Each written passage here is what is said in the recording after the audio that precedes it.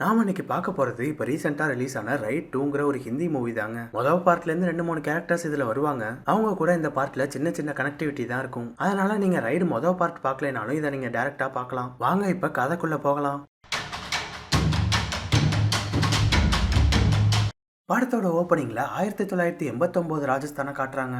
Income tax ஆபீசர்ஸ்லாம் விடிய காலையிலேயே படையெடுத்து எங்கேயோ ரைடுக்கு போயிட்டு இருக்காங்க. மத்த நேரத்துல போனா அலர்ட் ஆயிடுவாங்கன்னு காலையிலேயே கிளம்பிட்டாங்க. ஆனா அப்ப கூட ஊருக்கு வெளியில ஆள் வச்சிருக்காங்க. அந்த ஆளு சம்பந்தப்பட்ட இடத்துல வேகமா போய் இன்ஃபார்ம் பண்ணிடுறான். அப்படி எல்லாரும் எங்க ரைடு பண்ண வராங்கன்னா அந்த ஊர் மகாராஜாவோட மாளிகைக்கு தான். எல்லா ஆபீசரும் கேட்டுக்குள்ள என்டர் ஆகி வந்துகிட்டு இருக்காங்க. திடீர்னு பார்த்தா மாளிகையோட செக்யூரிட்டிங்க எல்லாம் அவங்கள துப்பாக்கி எடுத்து சுட ஆரம்பிக்கிறாங்க. அதுல வந்தவங்களுக்கு அள்ளு விட்டுருது. அவங்கள பயம் காட்டி விரட்டுறதுக்கு குண்டெல்லாம் போட ஆரம்பிக்கிறாங்க. அதுல அவங்க எல்லாரும் பயந்து நடுங்கிட்டு இருக்க அந்த கேப்ல மாளிகையில இருக்கிற பணம் நகை டாக்குமெண்ட்ஸ் எல்லாத்தையும் கொல்ல பக்கமா 2 லாரியில போட்டு அங்க இருந்து கொண்டு போயிடுறாங்க. அது எல்லாத்தையும் மகாராஜாவோட ரைட் ஹேண்ட் தாங்க எடுத்துட்டு போறது. ஒழுங்கா இங்க இருந்து ஓடி போயிடுங்க, இல்லன்னா இந்த குண்டெல்லாம் உங்க மேலதான் வேணும்னு மகாராஜா மிரட்ட வந்த ஆபீசர்ஸ் எல்லாம் உயிருக்கு பயந்துகிட்டு அங்க இருந்து தலை தெறிக்க ஓடிடுறாங்க. அதே நேரம் மகாராஜாவோட ரைட் ஹேண்ட் பாலைவனம் வழியா லாரி எடுத்துட்டு போயிட்டு இருக்காரு. அப்ப திடீர்னு பார்த்தா வர வழியில ஒரு ஜீப் குறுக்க நிக்குது. எவன்டா குறுக்க நிக்கிறதுன்னு பார்த்தா அப்பதான் ஹீரோட என்ட்ரி. இவரோட பேரு அமை பட்நாயக். இன்கம் டேக்ஸ் டிபார்ட்மெண்ட்ல டெபுட்டி கமிஷனரா இருக்காப்ல. பயங்கர ஸ்ட்ரிக்ட் அண்ட் சின்சியரான ஆளுங்க. ரைடு போற இடத்துல இவனுங்க எப்படி ஏதாவது வில்லங்கமா பண்ணுவானுங்கன்னு தான் மத்தவங்கள மாளிகைக்கு அனுப்பிட்டு இவர் இந்த பக்கம் வந்துட்டாரு. சரி இவர் மட்டும் தானே இருக்காரு, என்ன பண்ணிட முடியும்னு நினைச்சா 2 சைட்லயும் கார் படம் எடுத்து வந்துகிட்டு இருக்கு. அதுக்கு மேல அவங்களால எதுவும் பண்ண முடியாது. மொத்த ஆபீசர்ஸும் சேர்ந்து 2 லாரியையும் வளைச்சு பிடிச்சிடுறாங்க. மகாராஜாவோட பொருள் எல்லாம் தொக்கா சிக்கிடுது. அப்படியே அலேக்கா மொத்தமா டிபார்ட்மெண்ட்டுக்கு கொண்டு வந்துடுறாங்க. மகாராஜாவோட ரைட் ஹேண்டும் பின்னாடியே வராங்க. சார் ஏதாவது அமௌண்ட் வேணும்னா கேளுங்க, பார்த்து பண்ணிக்கலாம், கொஞ்சம் மனசு வைங்க சார், எவ்வளவு வேணும்னு சொல்லுங்கன்னு ரொம்ப கெஞ்ச ஹீரோவும் ஒரு துண்டு சீட்ல எழுதினதை அவர்கிட்ட எடுத்து கொடுக்குறாரு. அப்படி அந்த துண்டு சீட்ல என்ன எழுதிருக்குன்னு பார்த்தா 2 கோடின்னு எழுதிருக்கு. அதை பார்த்து அந்த ஆளுக்கே ஷாக் ஆயிடுதுங்க. ஆமா, 14 வருஷமா டிபார்ட்மெண்ட்ல இருக்கேன், பர்சனலா எந்த வளர்ச்சியும் இல்ல, என்னோட நேர்மைக்கும் பெருசா எந்த மதிப்பும் இல்லைன்னு சொல்றாரு. அப்படியே அந்த சீன்ல இருந்து கட் பண்ணா ஹீரோவை இந்த ஊர்ல இருந்து வேற ஊருக்கு டிரான்ஸ்பர் பண்ணிடுறாங்க. இவருக்கு இதெல்லாம் ட்ரிப்பு போற மாதிரிங்க. இது வர 74 இடத்துல ரைடு போய் 74 தடவை டிரான்ஸ்பர் ஆகியிருக்காரு. ஏன்னா இவர் கை வைக்கிற இடம் அப்படி. ரைடு போன இடத்துல இருந்து வெறும் கையோட வந்ததா சரித்திரமே இல்ல. இதுக்கு முன்னாடி நடந்த ரைட்ல கூட, அதாவது போன பார்ட்ல போன ரைட்லாம் வேற லெவல்ல இருக்கும். அப்படி பார்ட் 1 பார்க்கலனா கண்டிப்பா பாருங்க, செம்மையா இருக்கும். 1980s ஸ்டார்டிங்லயே 500 கோடி வேல்யூ இருக்கிற பொருளை அங்க இருந்து தூக்குனாரு. அதனால ஒன்னும் மாறலன்னு தான் லஞ்சம் வாங்கினாரு. அதுக்கும் டிரான்ஸ்பர் பண்ணிட்டாங்க. இப்ப அவரை போஜ்ங்கிற ஒரு ஊருக்கு டிரான்ஸ்பர் பண்ணிருக்காங்க. அந்த ஊருக்குள்ள என்டர் ஆகிறப்பே பார்த்தா அந்த ஊரோட மினிஸ்டர் தாதாபாயோட பேனரா தாங்க இருக்கு. அது எல்லாத்தையும் பார்த்துக்கிட்டே தான் ஹீரோ ஊருக்குள்ள வராரு. ஊருக்கு வந்தவர் வீட்டெல்லாம் செட் பண்ணாரோ இல்லையோ முதல் வேலையா ஆபீஸ்க்கு தான் கிளம்பி வராரு. சொல்ல போனா பியூன் வந்து ஆபீஸை கூட்டி பெருக்கிட்டு இருக்கும் போதே இவர் வந்துட்டாரு. அதுக்கப்புறம் ஆபீஸ் டைமுக்கு ஒவ்வொருத்தரா வர ஆரம்பிக்கிறாங்க. இவர் இவ்வளவு சீக்கிரம் வந்து உட்கார்ந்துருக்கிறத பார்த்துட்டு எல்லாருக்கும் அப்படியே ஷாக் ஆயிடுதுங்க. அப்படி அவர் என்ன பண்ணிட்டு இருக்காருன்னு பார்த்தா யாருக்கிட்ட இருந்து ரைடு ஆரம்பிக்கலாம்னு எல்லா ஃபைலையும் எடுத்து அலசி ஆராய்ஞ்சிட்டு இருக்காரு. ஒரு வழியா எல்லா ஆபீசர்ஸும் வந்து சேர்ந்துடுறாங்க. அதுக்கப்புறம் தான் அவங்கள பார்த்து பேசுறாரு. கடைசி 2 வருஷத்தோட ஹைவே, ஸ்கூல், கம்பெனின்னு எல்லா டேட்டாவையும் எடுத்து பார்த்துட்டேன், எல்லாமே ப்ராப்பரா சரியா இருக்கேன்னு கேட்கிறாரு. சார், ஊரோட மினிஸ்டரே சரியா இருக்கும் போது அப்புறம் எப்படி ஊழல் நடக்க போகுதுன்னு ஒருத்தர் கேட்கிறாரு. இங்க எந்த பிரச்சனையும் இல்லாததால ஆபீஸ் ஒர்க்கை தவிர எங்களுக்கு எந்த ஒர்க்கும் இல்லைன்னு எல்லாரும் ரொம்ப ஜாலியா சொல்றாங்க. ஆனா ஹீரோக்கு என்னமோ அது சரியா படலைங்க. அதனால அந்த ஊரோட எல்லா பிசினஸ் மேன்ஸோட டீடைல்ஸையும் எடுத்துட்டு வர சொல்றாரு. அங்க இருக்கிற எல்லாரையும் பார்க்கும்போது கடமைக்கு வேலை பார்க்குற ஆளுங்க மாதிரி இருக்குங்க. கீதாங்கிற லேடி மட்டும்தான் அந்த வேலையில ஆர்வமா இருக்காங்க. சொல்ல போனா இந்த கீதா ஹீரோட மிகப்பெரிய ஃபேனுங்க. ஹீரோ இதுவரையும் போன ரைடோட நியூஸ் பேப்பர் கட்டிங் எல்லாம் ஒரு ஆல்பமாவே போட்டு வச்சிருக்காங்கன்னா பாத்துக்கோங்க. இவர் டிரான்ஸ்பர் ஆகி வந்திருக்கிறது நம்ம புதுசு இல்ல. ஆனா இப்ப லஞ்சம் வாங்கி டிரான்ஸ்பர் ஆகி இருக்கிறதால இவர் என்னத்தை பண்ணிட போறாருன்னு அவங்களுக்குள்ளேயே குசு குசுன்னு பேசிக்க ஆரம்பிக்கிறாங்க. அவங்க பேசுறதெல்லாம் ஹீரோவுக்கு நல்லாவே கேக்குது. ஆனா அவங்க பேசுறது எதையும் பெருசா கண்டுக்கல. இப்படி ஊருக்கு வந்து 2 நாள் போயிடுது. ஊரு புதுசா இருக்கிறதால அவரோட பொண்ணுக்கு வீட்லயே இருக்க போர் அடிக்குது. அதனால எங்கேயாவது வெளில அழைச்சிட்டு போங்கப்பான்னு கேட்க ஆரம்பிச்சிடுது. சரி எங்க போறதுன்னு பார்க்கும்போது இந்த ஊருக்கு யாராவது வந்தா முதல்ல தாதாபாயோட ஃபவுண்டேஷனுக்கு தான் போவாங்கன்னு சொல்லி கேள்விப்படுறாங்க. அதனால அடுத்த நாள் 3 பேரும் தாதாபாயோட ஃபவுண்டேஷனுக்கு வராங்க. அது பார்த்தா அவ்வளவு பெருசா இருக்குங்க. இந்த ஃபவுண்டேஷன் தாதாபாய் அவர் அம்மாவுக்காக கட்டினதுன்னு சொல்றாங்க. ஹீரோ அந்த இடத்த பார்த்துட்டு அசந்து போயிடுறாரு. இவ்வளவு பெருசா இருக்குன்னா கண்டிப்பா பெரிய பெரிய ஆளுங்கெல்லாம் டொனேஷன் பண்ணிருப்பாங்கன்னு பேசிட்டு இருக்க அப்பதான் அங்க தாதாபாய் என்டர் ஆகுறாரு. டொனேஷன் வாங்குறது லஞ்சம் வாங்குற மாதிரி சார், எனக்கு டொனேஷன் வாங்குற பழக்கம் இல்லைன்னு சொல்றாரு. அப்புறம் எப்படி இதெல்லாம் முடியும்னு ஹீரோவுக்கு தோண ஆரம்பிக்குது. அப்படி இங்க என்ன பண்றீங்கன்னு கேட்க நாங்க இங்க கடவுளுக்கும் உங்களை மாதிரி ஆட்களுக்கும் சேவை பண்றோம்னு சொல்றான். அதுலயே ஹீரோவுக்கு அவன் மேலேயும் அந்த இடத்து மேலேயும் சந்தேகம் வந்துடுதுங்க. ஏதோ இங்க தப்பா இருக்கேன்னு மட்டும் புரியுது. அதனால தாதாபாயை பத்தியும் ஃபவுண்டேஷனை பத்தியும் தெரிஞ்சுக்கிறதுக்காக அடுத்த நாள் ஹீரோ அந்த ஏரியாவுக்கு ரவுண்ட்ஸ் போறாரு. எங்க போறதுன்னு சுத்தி முத்தி பார்த்துக்கிட்டு இருந்தவர் ஒரு பழைய ஷூ கடையை பார்த்துட்டு அதுக்குள்ள போறாரு. ஏன்னா அந்த கடையில தாதாபாயோட போட்டோ வரைஞ்சிருக்குங்க. உங்க கடை நல்லா இருக்கேன்னு கடைக்காரர்கிட்ட பேச்சு கொடுக்க அவர் அதுக்கு நான் தாதாபாய்க்கு கடமைப்பட்டிருக்கேன், அவரு தான் எங்க எல்லாரோட பிசினஸ்க்கும் உதவி பண்ணதுன்னு சொல்றாரு. ஓ ரொம்ப நல்லவரா இருக்காருன்னு சொல்ல அப்பதான் கடைக்காரரு ஒரு கதையை சொல்றாரு. தாதாபாயும் ஒரு காலத்துல இவரை மாதிரி கடை வச்சிருந்த ஒரு சாதாரண ஆள் தாங்க. அந்த மாதிரி நேரத்துல கூட பெருசா சம்பாதிக்கலனாலும் யாரையும் பசியில இருக்க விட மாட்டாரு, எல்லாருக்கும் சாப்பாடு வாங்கி கொடுப்பாராம். ஒரு கட்டத்துல கடையிலயும் பெருசா பிசினஸ் ஆகாம அதை வித்துட்டாரு, அதை வச்சு எல்லாருக்கும் சாப்பாடு போட்டிருக்காரு. ஒரு கட்டத்துல அந்த காசும் காலியாகி ஜீரோவுக்கு வந்துடுறாரு. ஆனா மக்களுக்கு ஏதாவது பண்ணணுங்கிற துடிப்போட இருக்காரு. அதனால மக்கள் அவரை எலெக்ஷன்ல நிக்க சொன்னாங்க.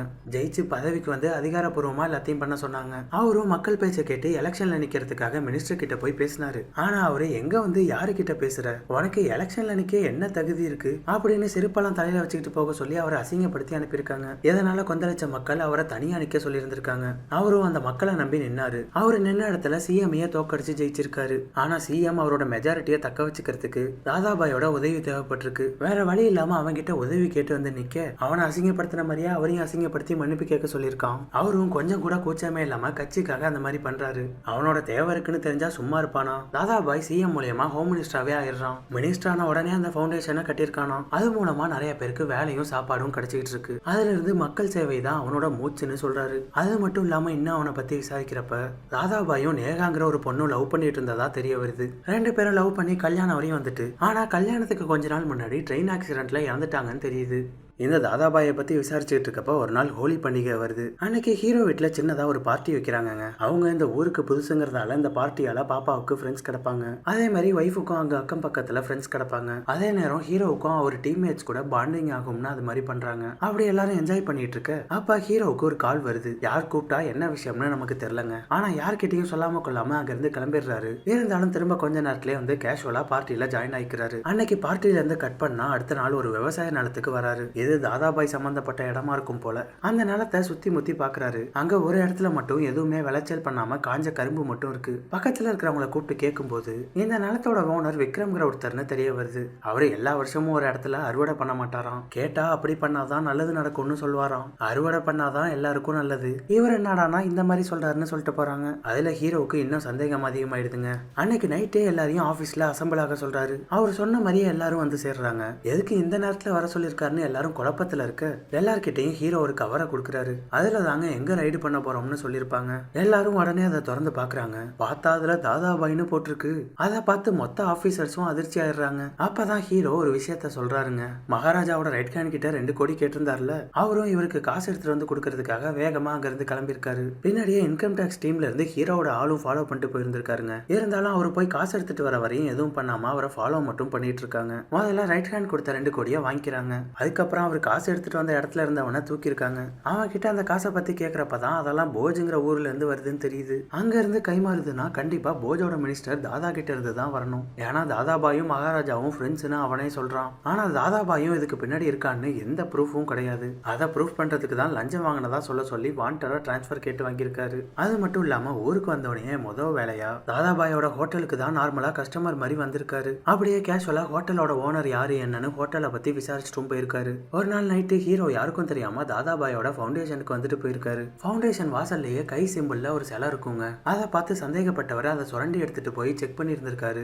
அது தங்கத்தால செஞ்சதுன்னு தெரிஞ்சுட்டு ஹோலி பார்ட்டியில இருக்கிறப்ப ஹீரோக்கு ஒரு கால் வந்து அவர் அங்க இருந்து போனார்ல, ஒருத்தர் கிட்ட இதை சாம்பிள் கொடுத்திருந்தாரு. அவரை பார்க்க தான் வந்தாரு. கையை செக் பண்ணவர் பில்டிங்குள்ள போய் செக் பண்றப்ப அங்க ஒரு ரூம் முழுக்க டாக்குமெண்ட்ஸ் இருக்கிறத பாக்குறாரு. ஆனா அந்த ரூம் லாக்ல இருக்கு. வயலுக்கு போயிருந்தவர் கரும்பு தோட்டத்துல இறங்கி செக் பண்ணிருக்காரு. அங்க மண்ணுக்கடியில தகர பொட்டி எல்லாம் இருக்கிறதா கண்டுபிடிக்கிறாரு. இந்த ஆதாரம் எல்லாத்தையும் கண்ணால பார்த்ததுக்கு அப்புறம் ஸ்ட்ராங்கா நம்பிதான் இப்ப சர்ச் வாரண்ட் வாங்கி இருக்கிறதா சொல்றாரு. ஹீரோ இந்த கதை எல்லாத்தையும் சொல்ல மொத்த டீமும் தாதாபாயோட இடத்த சர்ச் பண்றதுக்காக கிளம்புறாங்க. வீட்டுக்கு வந்தா அங்க அவன் அவனோட அம்மாவுக்கு பாத பூஜை பண்ணிட்டு இருக்கான். டெய்லி பாத பூஜை பண்ணிட்டு தான் வீட்டுல இருந்தே கிளம்புவான். எவ்வளவு ஆபீசர்ஸ் வந்து நிக்கிறப்ப கூட அவன் வேலையை கண்டினியூ பண்ணிட்டு தாங்க இருக்கான். அதை முடிச்சதுக்கு அப்புறம் தான் ஏஞ்சி வந்தே இவங்கள மீட் பண்றான். அவங்க உங்க இடத்த சர்ச் பண்ணணும்னு சர்ச் வாரண்ட் காட்ட அவனும் இது உங்களோட கடமை, அதை செய்யுங்கன்னு சொல்லிடுறான். உடனே எல்லாரும் டீமா பிரிஞ்சு போய் வீட்டுல ஆளுக்கு ஒரு பக்கம் ஏதாவது கிடைக்குமான்னு தேடுறாங்க. பண்றாங்க. இங்க வீட்டுல ஒரு பக்கம் சர்ச் பண்ணிட்டு இருக்க அதே நேரம் தாதாபாயோட கட்சி ஆபீஸ்க்கும் ஒரு டீம் போகுது. அங்க அவங்களும் சர்ச் பண்றாங்க. இங்க எல்லாம் ஒரு டீம் சோதனை பண்ணிட்டு இருக்கப்ப இன்னொரு பக்கம் ஃபவுண்டேஷனுக்கும் நிலத்துக்கும் ஒரு டீம் போகுதுங்க. அவ்வளவு பேர் வந்து அந்த நிலத்தை தோண்ட ஆரம்பிக்கிறாங்க. இப்படி ஆளுக்கு ஒரு பக்கம் தேடுறாங்க. வீட்டுல ஒரே இடம் விடாம தேடி முடிச்சிட்டாங்க. ஆனா ஒன்னும் கிடைக்கிற மாதிரி தெரியல. கடைசியா கொஞ்சம் நகையும் பணமும் தான் கிடைக்குது. அதுவும் அந்த ஃபேமிலியோட தான் எல்லாத்துக்கும் ரெக்கார்டு இருக்கு. வீட்லயும் ஒன்னும் கிடைக்கல, கட்சி ஆபீஸ்லயும் எதுவும் இல்ல, நிலத்திலயும் ஒரு சின்ன லீடு கூட கிடைக்கல. என்ன நம்ம கண்ணால பார்த்த எதுவுமே இல்ல அப்படின்னு ஹீரோவுக்கு ஒண்ணுமே புரியல. இப்ப கடைசியா இருக்கிறது ஃபவுண்டேஷன் மட்டும் தாங்க. என்ட்ரன்ஸ்ல இருக்கிற கையை நோண்டி அதை சாம்பிள் எடுத்து பாக்குறாங்க. செக் பண்ணி பார்த்தா அது பித்தளைன்னு தெரியுது. ஹீரோவுக்கு ஒரே ஷாக் மேல ஷாக்கா இருக்கு. அவரு ஆல்ரெடி எடுத்த சாம்பிளை கொடுத்து பார்க்க சொல்றப்ப அது பார்த்தா கரெக்டா தங்கம்னு சொல்றாங்க. இவர் எடுத்தப்ப தங்கமா இருக்கு, இப்ப பித்தளையா மாறிட்டு போன எல்லா சைடும் இப்ப முட்டு சந்தாயிடுது. கடைசியா ஆபீஸ் ரூமையாவது செக் பண்ணலாம்னு பார்த்தா அது அவரு அன்னைக்கு பார்த்ததுக்கும் இதுக்கும் ரொம்ப புதுசா இருக்கு. ஃபுல்லா ஃபைலா இருந்த ரூம் இப்ப லைப்ரரியா மாறி இருக்கு. அதுக்கு மேல ஹீரோவால எதுவுமே பண்ண முடியலங்க. அதுக்கு மேல பொறுமையா இருந்த மக்கள் வேற கொந்தளிக்க ஆரம்பிச்சிடுறாங்க. எங்கடா வச்சிருக்க எல்லாத்தையும், எங்க கொண்டு போனேன்னு கேட்க, என்ன சார் கண்ணு முன்னாடி பார்த்ததெல்லாம் காணும்னு யோசிக்கிறீங்களான்னு கேக்குறான். இவன் ஹீரோவுக்கு மேல பிளான் பண்ணிருக்காங்க. லஞ்சம் வாங்காத ஹீரோ லஞ்சம் வாங்கி டிரான்ஸ்பர் ஆகுறப்பயே இவனுக்கு டவுட் வந்திருக்கு. அதுவும் இங்க வராருன்னு தெரிஞ்சவனே இன்னும் டவுட் அதிகமாயிருக்கு. அதனால மகாராஜா இடத்துக்கு கால் பண்ணி கேட்க அவங்க நடந்தது எல்லாத்தையும் சொல்றாங்க.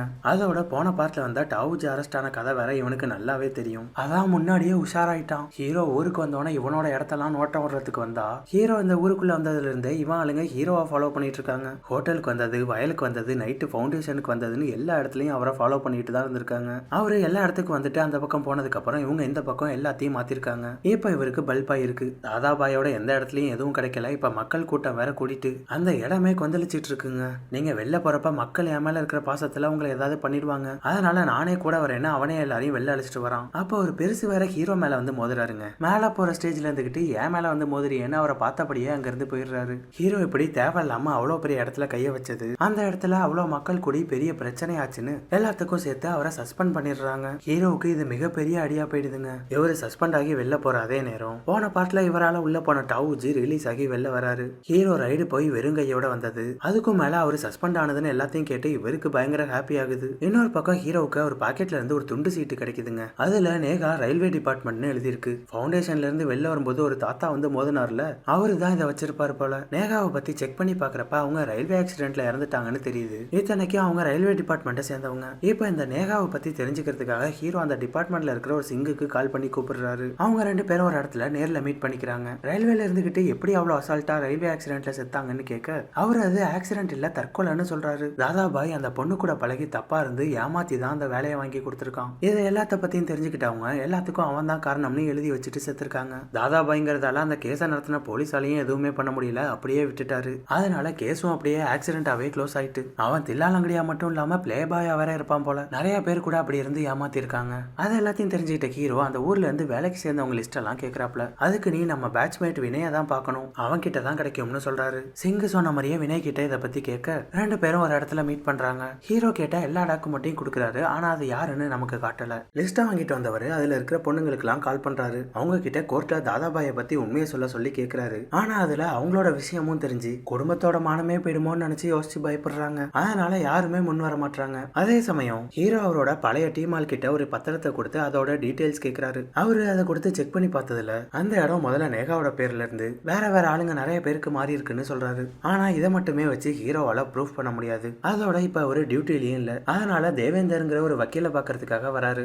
அவர்கிட்ட தாதாபாயால ஏமாந்த பொண்ணுங்களோட லிஸ்ட், அப்புறம் அவன் கம்மி காசு கொடுத்து ஏமாத்தி வாங்கின நிலத்தோட பத்திரத்தை எல்லாம் கொடுத்து அவன் மேல பொதுநல வழக்கு போடணும்னு சொல்லி காசு கொடுக்கறாரு. அவரும் போட்டுடலாம்னு சொல்லி தாதாபாய் மேல பொதுநல வழக்கு போட்டுறாரு. இந்த விஷயம் தாதாபாய்க்கு தெரிய வர அவனுக்கு லைட்டா பயம் வர ஆரம்பிக்குது. ஏன்னா இது பொண்ணுங்க விஷயம், தேவையில்லாம கோர்ட்டு கேஸ்னானா அவன் பேரு கெட்டு போயிடும்ல. அது மட்டும் இல்லாம அவனோட பிஏ அந்த வக்கீல் வேற மோசமானவன், நல்லா இருக்கிறவங்களோட பேரை கெடுக்கிறது தான் அவனோட வேலையேன்னு அவனை வேற பயமுத்துறாரு. அதனால அந்த வக்கீலுக்கு ஏதாவது செட்டில்மெண்ட் பண்ணி வாயை அடைச்சிடலாம்னு முடிவு பண்றாங்க. இதெல்லாம் நடந்துகிட்டு இருக்க அதே நேரம் சஸ்பெண்ட் ஆகி இருக்கிற ஹீரோட இடத்துக்கு லல்லன்கிற ஆபீசர் வராரு. இவரு போன பார்ட்ல ஹீரோ கூட டிபார்ட்மெண்ட்ல வேலை பார்த்தவரு. அந்த பார்ட்ல தாவூஜி இடத்துக்கு ரைடு போனாங்கல்ல, அவரோட இன்ஃபார்மரா இருந்து அவருக்கு வேலை பார்த்துக்கிட்டு இருந்தாரு. ஹீரோ அவருக்கு எல்லாத்தையும் புரிய வச்சதுக்கு அப்புறம் தான் அங்க இருந்து கட்சி மாதிரி ஹீரோ பக்கம் வந்து ரைடுக்கு உதவுனாரு. இப்ப இங்க வந்து எல்லாரையும் அசம்பிள் பண்ணவரு நான் உங்க பழைய பாஸ் மாதிரி கிடையாது, நான் அவருக்கு ஆப்போசிட்னு சொல்றாரு. அதுலயே அவங்களுக்கு இவரு நேர்மையான ஆள் இல்ல, வேற ரகம்னு புரிஞ்சிடுது. அது மட்டும் இல்லாம அன்னைக்கு நைட்டே தாதாபாயோட வீட்டுக்கு வந்து அவனை மீட் பண்றாரு. நான் பழைய ஆபீசர் அமை மாதிரி கிடையாதுங்க, நான் உங்களோட சேவகன்னு அவன் கிட்ட சரண்டர் ஆயிடுறாரு. இன்னொரு பக்கம் தாதாபாயோட பிஏ வக்கீல வந்து மீட் பண்றாரு. இந்த கேஸ்ல அவங்களுக்கு சாதகமா பேச சொல்லி எவ்வளவு வேணுமோ பார்த்து பண்ணிக்கலாம்னு சொல்றாரு. அந்த ஆளும் காசு நிறைய வருதுன்னு செஞ்சுட்டா போச்சு சரின்னு சொல்லிடுறாரு. அப்படி எவ்வளவு கேட்டிருக்காருன்னு பார்த்தா 2 கோடி கேட்டிருக்காப்ல. இருந்தாலும் வேற வழி இல்லைங்கிறத புரிஞ்சுக்கிட்டு தாதாபாய் அவன் பேருக்கு பிரச்சனை வராம இருக்க என்ன வேணாலும் பண்ணலாம் கொடுங்கன்னு சொல்லிடுறான். இதெல்லாம் நடந்துகிட்டு இருக்கு. அதே சமயம் ஹீரோ ஒரு நிலத்துக்கு கீழே பெட்டியெல்லாம் பார்த்தாருல, அந்த இடத்துக்கிட்ட வராரு. அவரால் களத்துல இறங்கி விசாரிக்க முடியாது. அதனால கீதாவை விட்டு விசாரிக்க சொல்றாரு. அவங்களும் கேஷுவலா வந்து அங்க இருக்கிற லேடிஸ் கிட்ட எல்லாம் விசாரிக்கும் போது அன்னைக்கு நைட் நிறைய மாட்டு வண்டி வந்துட்டு போனது தெரிய வருது. அந்த மாடெல்லாம் அந்த நிலத்தோட ஓனர் விக்ரமோடதும் அவரு சொந்தமா 100 மாட்டு வண்டிக்கு மேல வச்சிருக்காருன்னு தெரியுது. அதை வச்சு எல்லாம் விக்ரம் கிட்ட தான் இருக்குன்னு புரிஞ்சிடுது. இப்ப அந்த இடத்துக்கு ரைடு போனா தொக்கா தூக்கிடலாம். அதுக்கு என்ன பண்ணலாம்னு பாக்குறப்ப கீதாவுக்கு விக்ரம பத்தி இன்ஃபர்மேஷன் கிடைச்ச மாதிரி ஹீரோ லல்லன் கிட்ட சொல்ல வைக்கிறாரு. கீதா அவர்கிட்ட நம்ம பாதி எடுத்துக்கலாம்னு சும்மா அடிச்சு விட அவரும் ரைடு போலாம்னு சொல்லிடுறாரு. இது தாதாபாயோட ஆளுன்னு தெரியாம ரேண்டமான ஆளுதான்னு நினைச்சு அவரு அடுத்த நாளே டீமோட ரைடு வந்துடுறாரு. வீட்டுக்குள்ள வந்தோட ஃப்ரிட்ஜை பார்த்தவரு முதல்ல நேரா வந்து அதை தான் திறக்கிறாரு. பார்த்தா ஃப்ரிட்ஜ் முழுக்க கட்டா பணமா இருக்கு.